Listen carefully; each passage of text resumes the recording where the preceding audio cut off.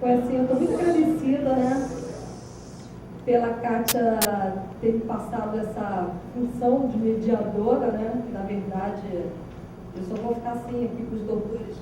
Não é, porque realmente, mas eu adorei o filme e foi uma experiência riquíssima ver esse filme, porque, novamente, quando eu estive na África, foi isso que eu vi lá, né? De uma outra maneira, mas foi mais ou menos isso. E eu fiquei assim, nossa, como isso é forte, né?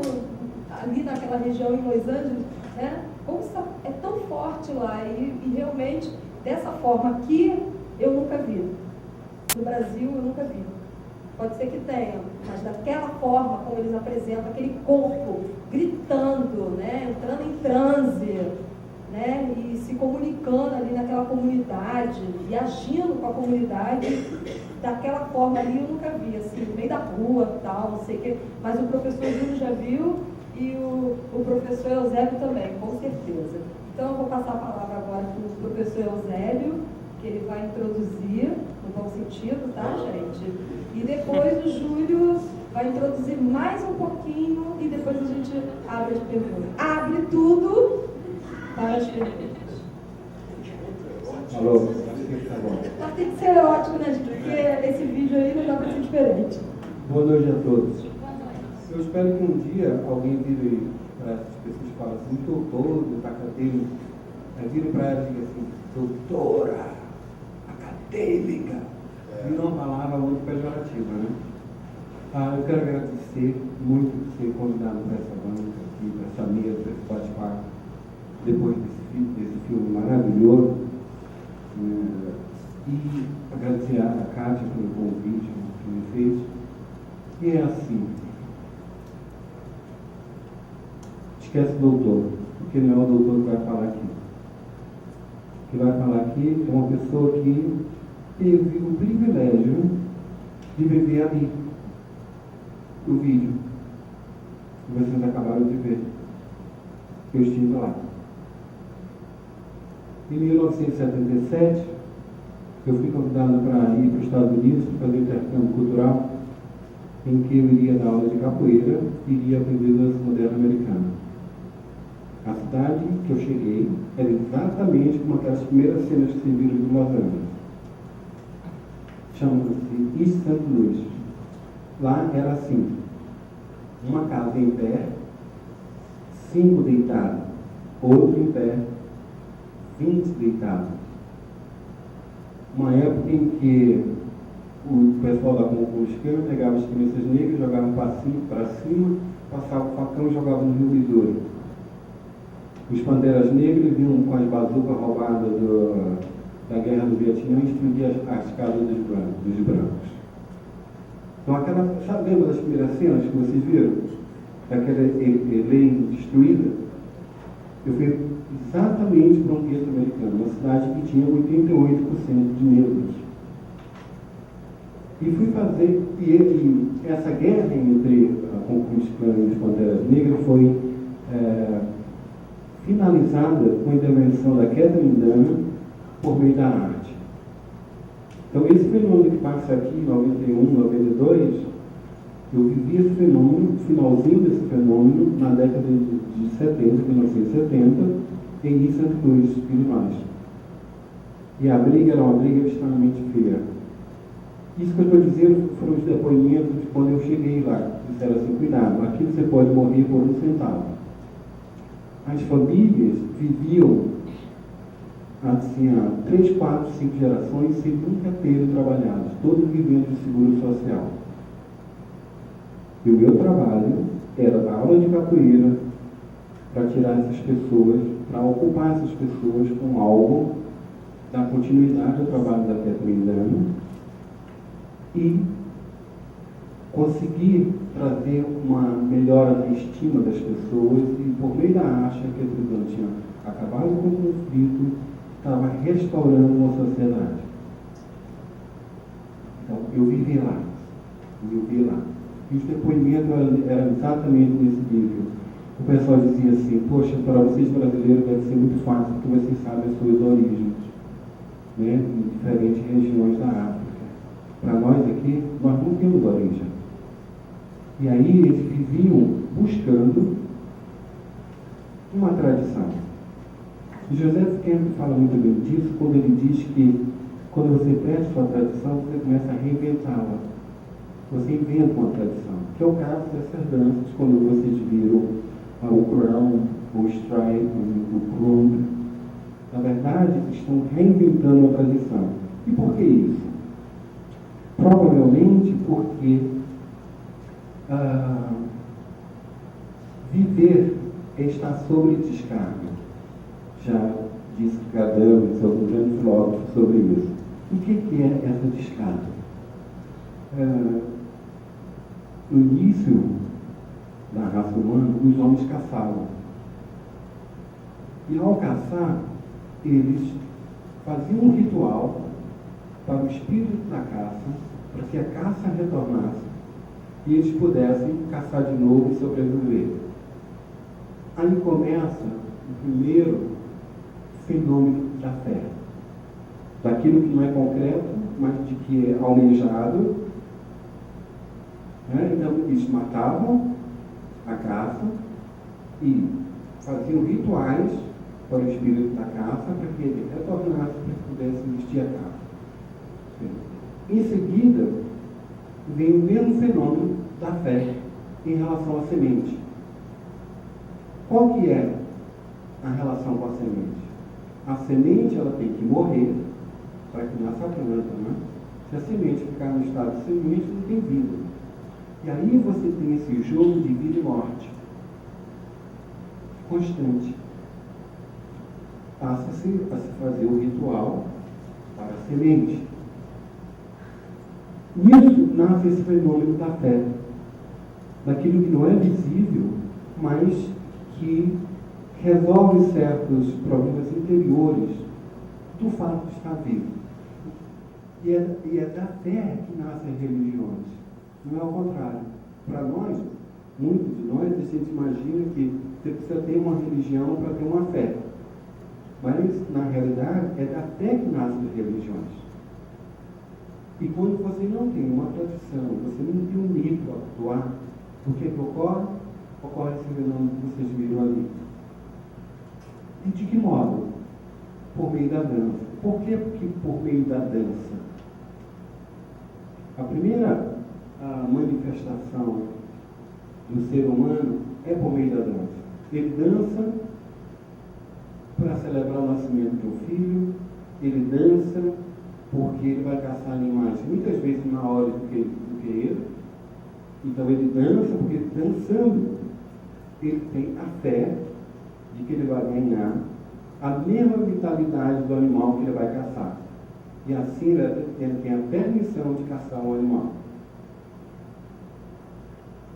Olha, e nesse fenômeno de vida e morte, olha que coisa interessante. Parece que a gente sempre tem a lembrança de estar vivo. Que lembrança é essa? Quando nós estamos no útero de nossa mãe, nós estamos vivos. No momento que a gente nasce, a gente começa a morrer. Observe que quando a gente fica deprimido, quando a gente fica numa situação de dificuldade, a gente busca a proteção, que é aquela posição fetal. E parece que é a lembrança que nós temos de termos tido vida.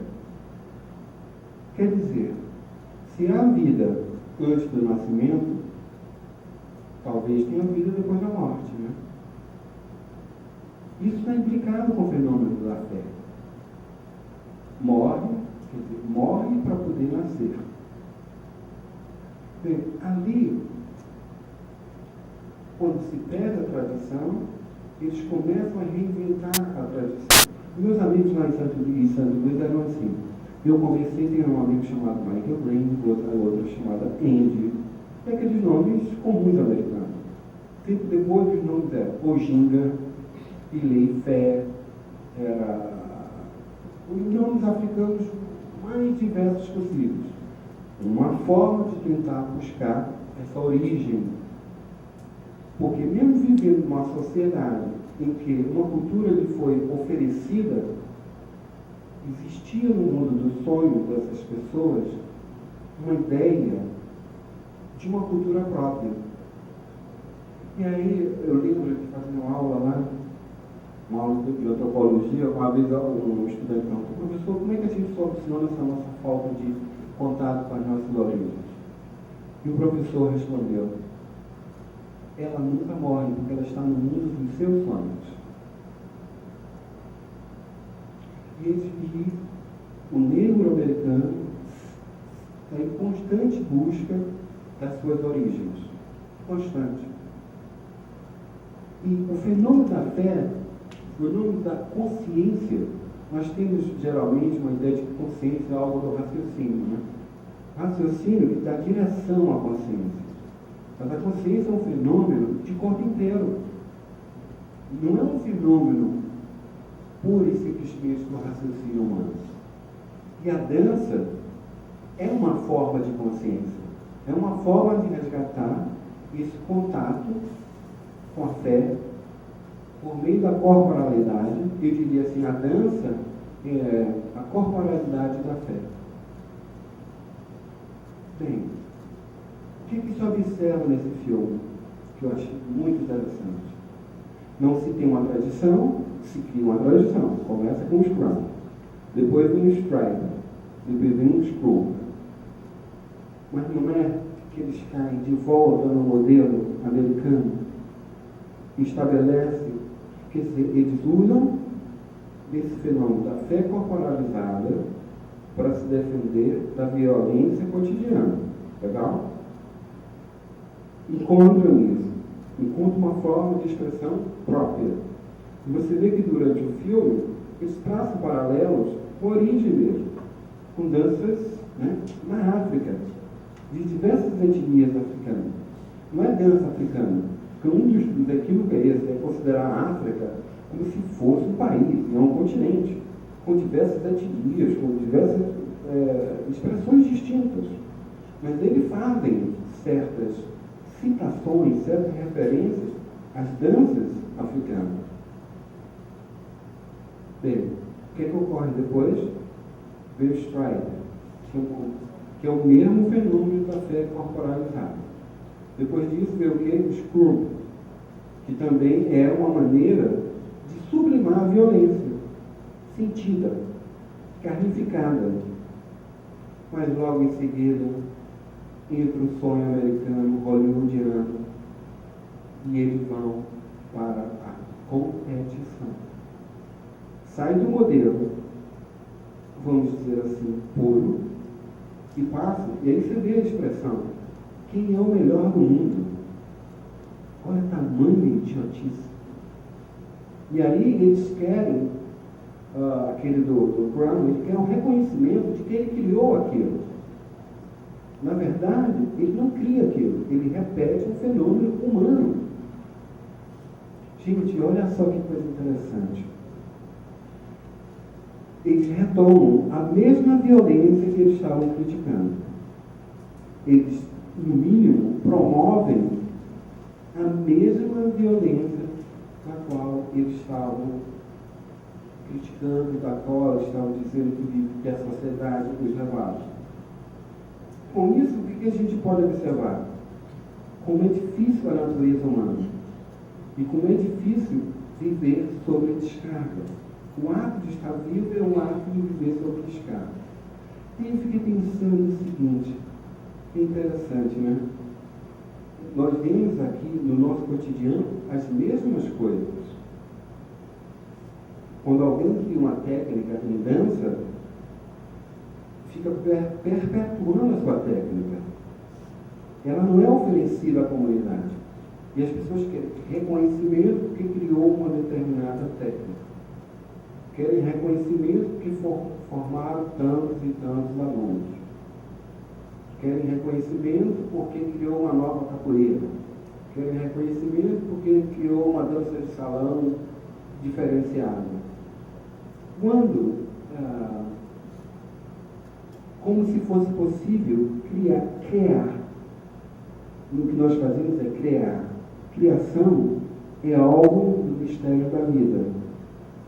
Nós podemos ser veículo disso, mas não gênese disso. Uma possibilidade, por exemplo, é muito clássico se ver isso. As turmas, quando chegam no quarto ano, elas querem destruir o departamento para serem gênesis de si mesmas. Os professores já perderam todo o valor. Quando entra, os professores são magníficos. Quando chegam no quarto ano, está na natureza humana isso. Né? Parece que o medo de viver sob a descarga nos força a essa violência. Eu quero ser gênese de mim mesmo. Formamos um grupo. Quanto tempo me dá tempo? Eu vou falar até chegar no final. Chegou no meu tempo, já fiz. 3 minutos, beleza, vou ficar dentro.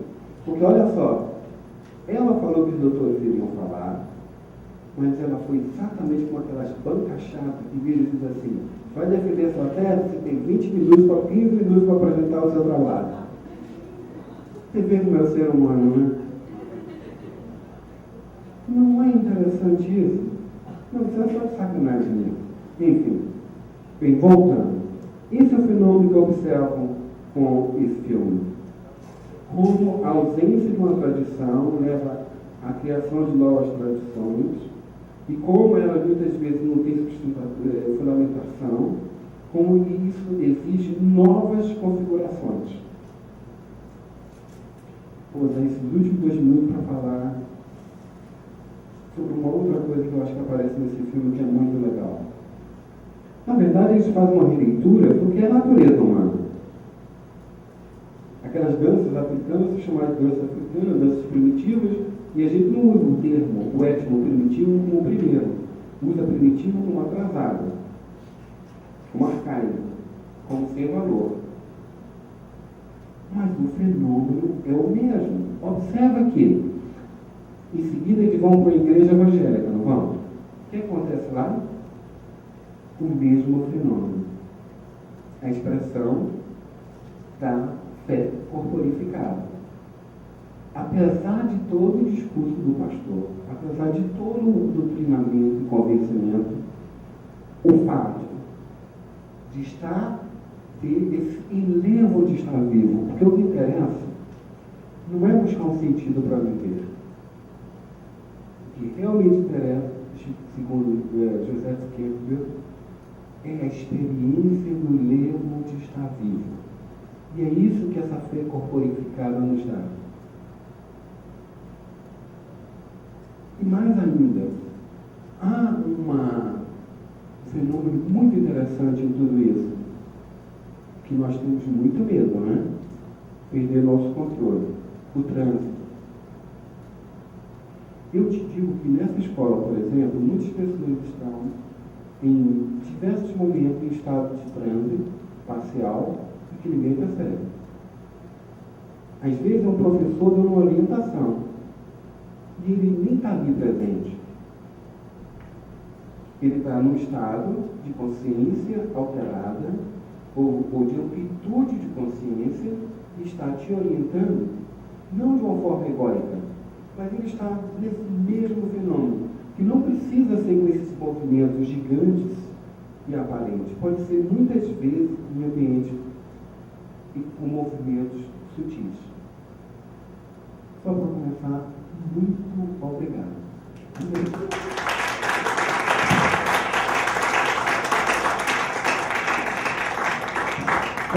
Eu quero agradecer também a Kátia e a Lígia, que foram minhas colaboradoras desse texto que eu acabei de expressar para vocês.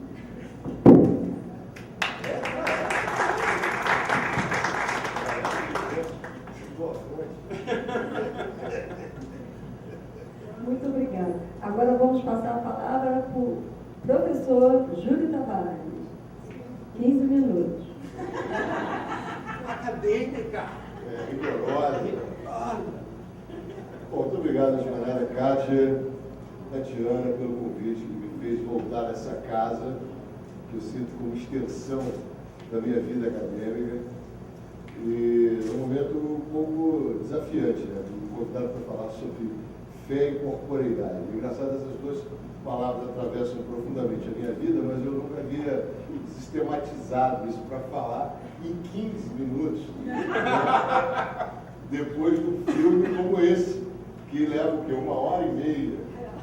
Então é uma covardia, né? Você falar 15 minutos sobre um volume gigantesco de informações, de enunciados, de proposições corporais e cognitivas, mentais, lançadas no filme, inclusive nos coloca diante de uma série de comparações como as que a Tatiana iniciou, perguntando logo de saída, né?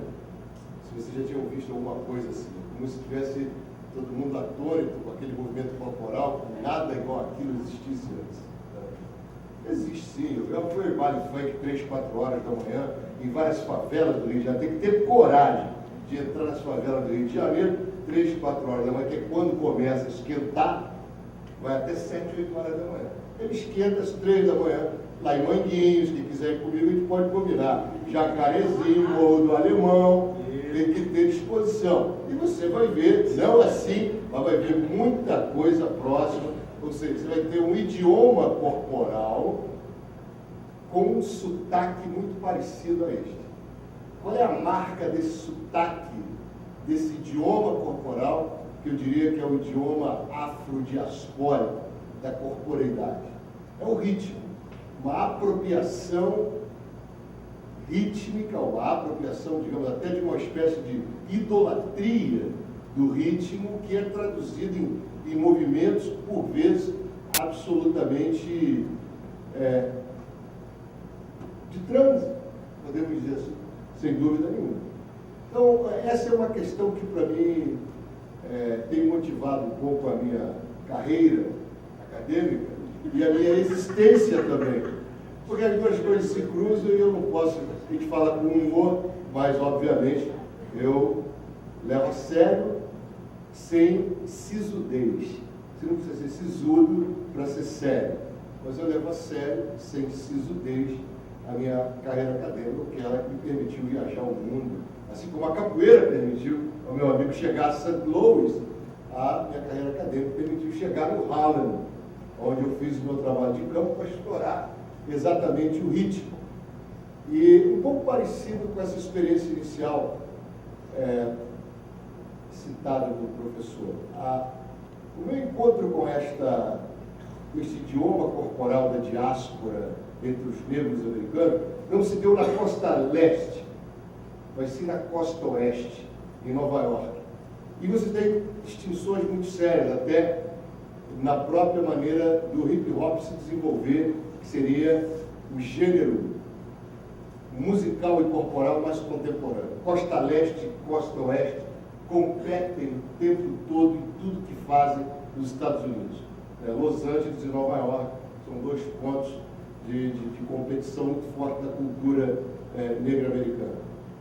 Bom, em Nova York eu vi um outro lado, mas, embora vivendo durante um ano no Harlem, onde eu fui viver para fazer o trabalho meu de campo, que gerou a minha tese de doutorado com a população negra americana, eu convivi não com propriamente o gueto, se bem que tem ali naquela área, que hoje está completamente modificada, conforme está acontecendo em várias áreas do Rio de Janeiro, com vários prédios novos, né, sendo derrubadas casas velhas, e o Harlem estava naquele momento vivendo essa gentrificação, que é a transformação urbana, já que era em Manhattan o último lugar ainda ocupado por uma população negra de classe média baixa. O negro despossuído em Nova York estava no Harlem. Não estava em Queens, não estava no Brooklyn, não estava ainda no Bronx, mesmo no Bronx, mas ali no Harlem estavam as famosas casas de cômodos, né? Populações vivendo naqueles brownstones, várias famílias juntas vivendo naqueles prédios que tinham sido praticamente destruídos num levante que teve em 68. Então ele vivia ainda os resíduos daquela queima, como aconteceu em Los Angeles, em 68, nos Estados Unidos. Bem, o que me chama a atenção é exatamente esta corporeidade. Me chamava a atenção um xingado, entre aspas, não é agindo, mas primeiro na maneira de andar, segundo na maneira de se comunicar, no gesticular, terceiro na maneira de viver o cotidiano, o tempo todo uma gestualidade, né, uma acentuada marca que destacava performativamente o corpo, e sobretudo dentro da igreja, nas igrejas protestantes. Exatamente. Ainda tem uma puxadinha, parece que manca, né? Ainda tem uma mancadinha. Ainda tem aquela mancada, que parece um exatamente. Isso me chamava a atenção, porque me associava. Cara, tem um sotaque aí, eu já vi isso em algum lugar, de uma outra maneira, mas muito próximo me faz lembrar. Então, eu entrei por um caminho exatamente aí, muito estranho para a antropologia, só um antropólogo inglês fazia esse caminho, que é analisar a relação entre cultura e modos de andar, né? Way of walking. Então, isso me levou, na minha investigação, à comunidade religiosa, porque me chamava a atenção a maneira com que nos cultos e na liturgia da igreja negra, e eu fui às igrejas brancas também, a corporeidade fazia parte de todo o ritual. Era um ato catártico. A reza com o corpo, não é só a reza dos cânticos, mas a reza da dança dos corpos, junto à graça das cores das roupas e a força dos gestos. O corpo tinha um papel extremamente importante. Ninguém entra em transe parado, todo duro. Você tem que ter uma movimentação e uma sensualidade, não falo de erotismo, e uma sensualidade transbordante. E eu consegui um contato com uma figura muito forte, que era, não foi o pastor do Obama, que foi uma segunda oportunidade, o próprio pastor do Obama, esse que ele teve que se desvincular para não queimar o filme dele, mas eu fui naquela igreja também em Chicago. Mas numa oportunidade que se abriu por uma participante da igreja, eu fui numa igreja em Queens, uma grande igreja negra em Queens. E ali eu esperava participar do culto e entender de que maneira esse ritmo fazia parte da cultura e por que ele era, eu chamava de ritmo. Eu queria entender se essa ideia que eu chamava de ritmo estava presente, e o antropólogo tem que fazer isso, se o que você acha está presente na cabeça do cara, diferente do sociólogo, que fica nomeando as coisas de fora, o antropólogo quer ver como é que as pessoas nomeiam por dentro. E eu queria, será que os caras chamam de ritmo, isso que eu estou chamando de ritmo? Ou se existe alguma categoria, alguma conceituação especial para falar desse idioma corporal que é nítido e existe? E será que eles também sabem desse idioma corporal que a gente vê performativamente? Como é que isso é traduzido dentro da cultura cotidiana dessa população? Bom, e aí se deu um dos momentos mais epifânicos, deram várias epifanias nessa pesquisa, mas esse foi um dos momentos mais epifânicos. E eu aqui atolado, sem saber como encaminhava essa fala, eu trouxe uma descrição desse momento, que foi o que o pastor protestante, numa conversa absolutamente sincrônica, ela aconteceu por acaso, como por acaso aconteceu o nosso encontro hoje aqui, duas figuras que se conhecem há anos, mas nunca se encontraram. Também, de uma maneira incrível, esse pastor me forneceu, sem que ele soubesse, um dos conceitos mais fortes para a minha pesquisa. Tudo começou quando ele chegou para mim no final da liturgia e veio falar, já que eu tinha sido apresentado como um antropólogo brasileiro, estava pesquisando negro, não existe, primeiro não existe antropólogo brasileiro pesquisando negro nos Estados Unidos. Segundo, antropólogo negro brasileiro pesquisando negro nos Estados Unidos. Piorou mais ainda, então existia uma certa singularidade, né? Tem um crioulo brasileiro fazendo pesquisa sobre negro americano, pô, imagina. Bom, e esse pastor chegou para mim para conversar e ele disse o seguinte na conversa, deixa eu pegar aqui a parte exatamente que eu não gostaria de escrever porque é muito forte para mim. Disse ele assim, escrever a passagem, tem um toque poético, me permita fazê-la, né? Eu enxergo, o óculos é para longe, não é para perto. Ao sair da igreja, após a liturgia, ao sair da igreja, um dos fiéis veio ter comigo uma conversa, especialmente por saber que eu era brasileiro e que ali estava para conhecer e aprender um pouco da cultura comunitária afro-americana. Aquele senhor, que deveria ter por volta dos 60 anos, que na época eu era bem mais jovem, porque com quase 60 estou, introduziu um tema muito interessante que, de certa maneira, possuía uma forte sincronicidade com os acontecimentos que haviam me ocorrido naquela manhã antes de me dirigir para a igreja. O assunto veio imediatamente à tona e ele, num certo êxtase, me respondeu diante da minha pergunta. Minha pergunta foi a seguinte: o que, afinal de contas, se esconde por trás de todo o êxtase dessas pessoas que entusiasticamente na igreja cantam, batem palmas, dançam, gritam para Deus? Foi aí que eu trouxe à tona um comentário que existe no Brasil. Eu não acredito num fiel que não mexa. Eu não creio em Deus que não dance. Como resposta, o pastor começou a falar acerca da importância do ritmo. Eu não perguntei sobre o ritmo. Ele começou a falar sobre a importância do ritmo na comunidade afro-americana e ofereceu-me literalmente um dos mais fortes argumentos até então identificados em comunidades negras em Nova York. Com uma incontestável simplicidade, ele segurou-me pelo cotovelo e carinhosamente aproximou o seu corpo ao meu e disse: todos nós possuímos ritmo. Eu gosto de apreciar as pessoas andando, e quando eu vejo as pessoas negras andando, devo lhe revelar, meu irmão, nós somos diferentes. Ali estava uma afirmação surpreendente para mim.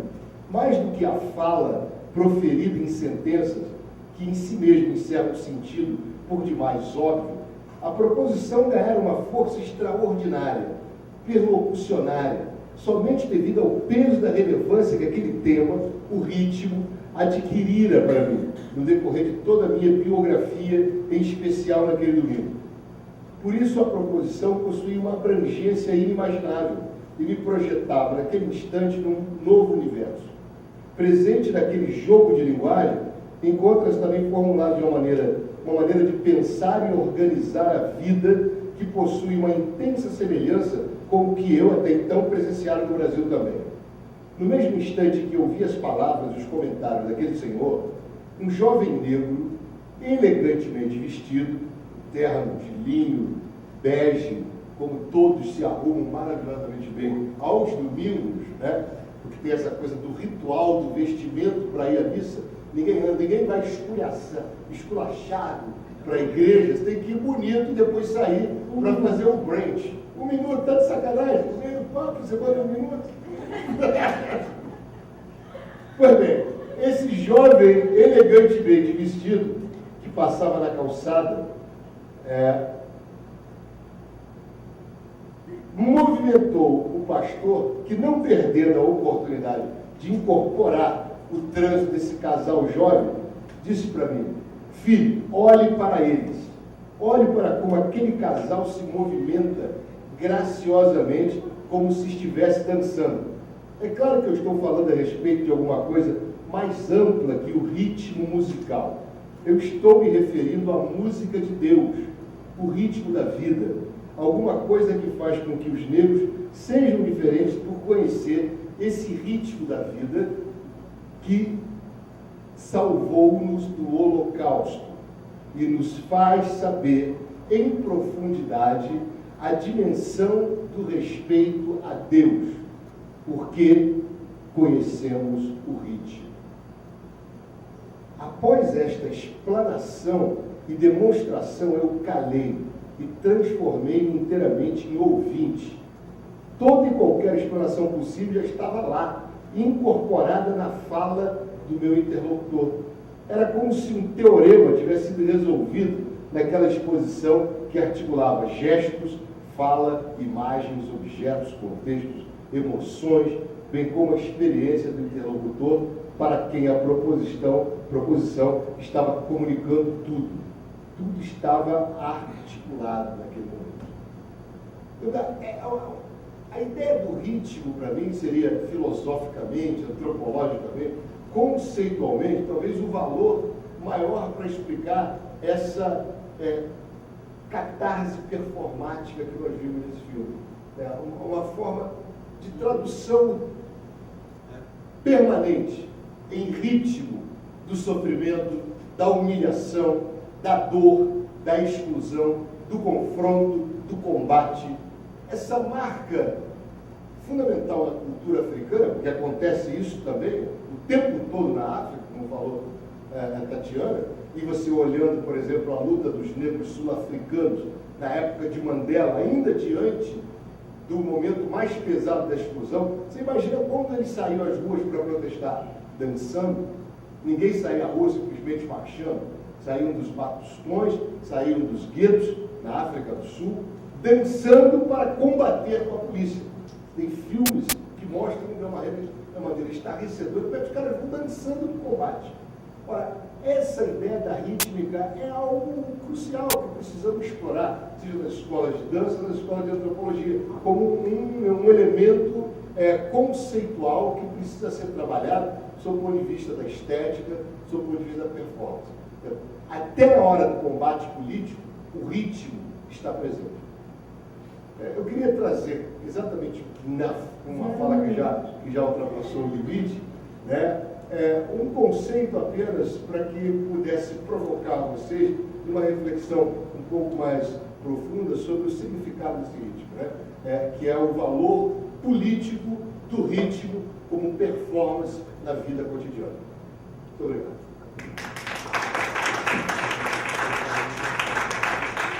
Desculpa, professor, mas se eu não ficar assim chatinha, controlando, né, a gente não sai daqui hoje.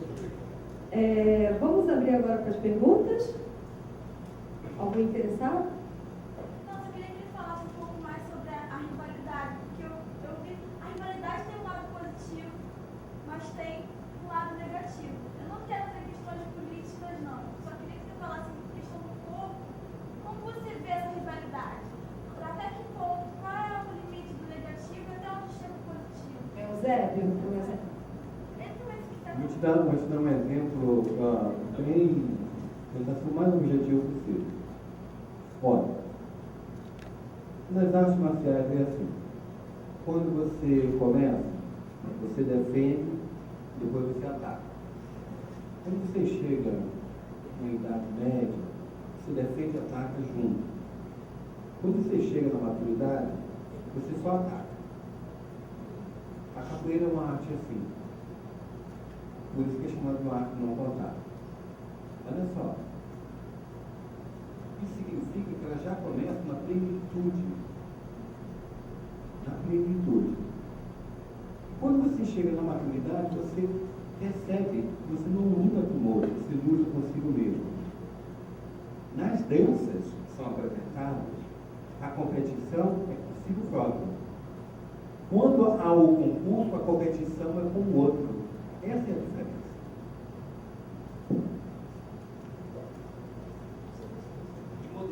Gente, então, a gente está encerrando, tá? Ninguém mais, né? Então, estamos encerrando a mesa. Muito obrigada a todos.